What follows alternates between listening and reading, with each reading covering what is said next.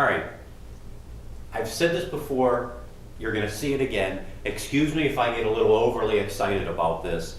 This is really the core of knowledge-based sales. But before I think we move forward, I think that it's worth a little bit of a history lesson to see exactly where we've come from. And interestingly enough, I think you're going to find that in many ways, those stereotypes about sales, providing someone something they don't need or want, all of those things that we need to break down within ourselves and break down within the marketplace actually have an origin that's over 150 years old, believe that or not. And I want to take us through a brief little history lesson, because in order for us to look forward and get a solid strategy on how we're going to find 5, 10, 15, or 20 folks to access our knowledge capital and our experience, I think it's critical to get to that breaking point, that step-off point of how did we end up here. So let's talk about this. I believe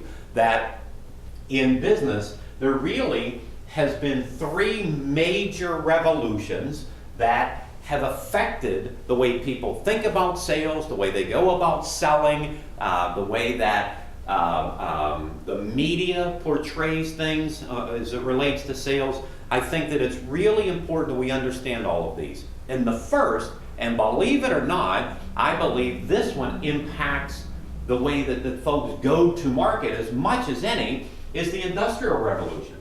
And some of you here may be much more of a history person than I am, although I like history. You may understand this way more than I do. But let me kind of tell you how this impacts us, is that the Industrial Revolution began in about the 1850s, actually in England, came over here, having grown up in a little town called Homestead. That is where Andrew Carnegie purchased Clomans Steel. I know a little bit of history over there. Clomans Steel, and developed Carnegie Steel, which was sold to J.P. Morgan, which ultimately became U.S. Steel, the first billion-dollar corporation in America.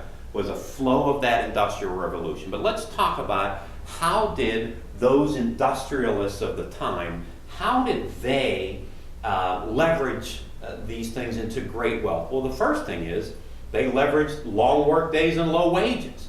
So, they had 12-hour days. The little town that I grew up in, Homestead, actually at one time had thousands of additional people there because 2 people shared one apartment.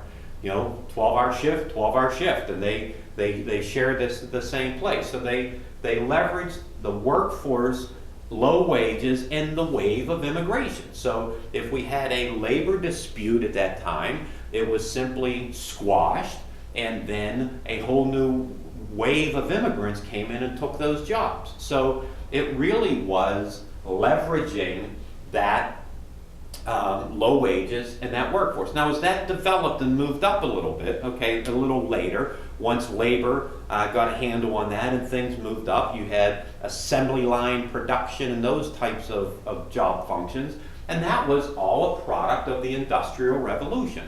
So the early industrialists leveraged low wages and immigration and capital. Land and capital was a critical element to the early industrialists. A little bit later on, it was the automation of the mechanics of that equipment and the assembly line approach. So, that took us up post-World War II into the early 1950s, mid-1950s. So that Industrial Revolution really lasted about 100 years, a little bit more. So that was a very long period of time. And in a moment, you're going to see how the remnants of that you can still see out there in the marketplace.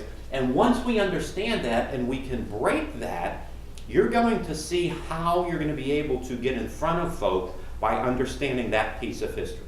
So let's set that aside. The Industrial Revolution lasted over 100 years and still affects us in many ways of going to market today. But now, what was the next one? The Information Revolution. In 1957, a little thing happened after post-World War II. A little thing happened that year called Sputnik. Sputnik was launched, and I find it almost fascinating that Sputnik was about the size of a beach ball, it orbited Earth, and it beat. That's all that it did. But suddenly, the race to space was on.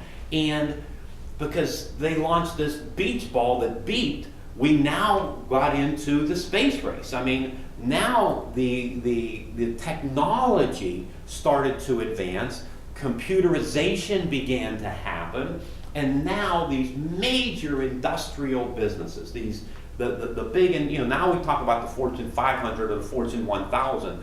Back then it was really the Fortune 50, right? I mean, there wasn't the size of organizations today. The businesses that are now in the top, in the Fortune 100 didn't even exist a few years ago. So now, during the Industrial Revolution, businesses were able to leverage technology to drive their businesses, and only those big companies could afford that kind of technology. I mean, a computer would have been in a room this size, with cold air, and I mean, the reality is, if we all opened up our laptops or maybe even our handheld devices, we would have more computer power in this room here today than was in the entire city going back 30 or 40 years. 40 years at least. So, the information revolution, the Industrial Revolution led to the Information Revolution, which allowed for the large companies that really had developed during the Industrial Revolution to leverage technology and stay ahead. Well, now what's happened? Now we're in a post-information revolution.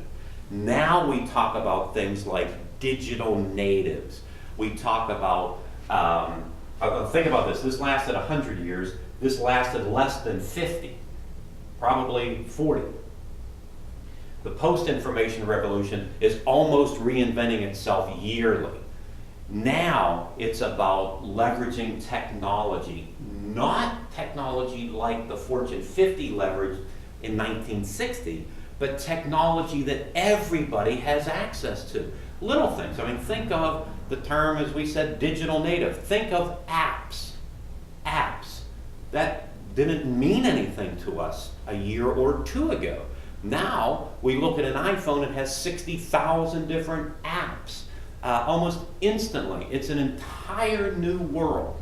So, from the Industrial Revolution, where folks leveraged land and capital, a new wave of immigrants, and low wages, to the Information Revolution, where people, or large businesses, were able to leverage technology in a way that smaller or startup folks were not able to the post-information revolution.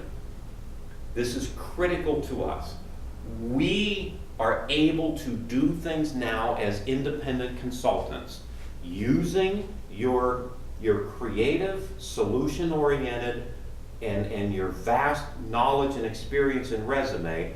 We are able to provide services and things in a post-information revolution world like never before. There was a book by Kouzes and Posner called The Leadership Challenge. Great book, written in 1995. Still, I think, has some wonderful application today. And interestingly enough, they kind of defined this in a way that really resonated with me. And that is, knowledge is the new economy. Knowledge has replaced land and capital as the new economic resource. Knowledge added is the new value added, whether in goods or services. What we are all here together to do is to leverage knowledge, our 30 years of R&D, to leverage that into the marketplace to provide that value added. We're going to really dive in and see how this evolution of business has affected us and how certain sales tasks and certain mindsets, really those seeds were planted over 150 years ago, and as soon as we're able to break that and understand that, we will be able to get into the door and see prospective consulting clients for you.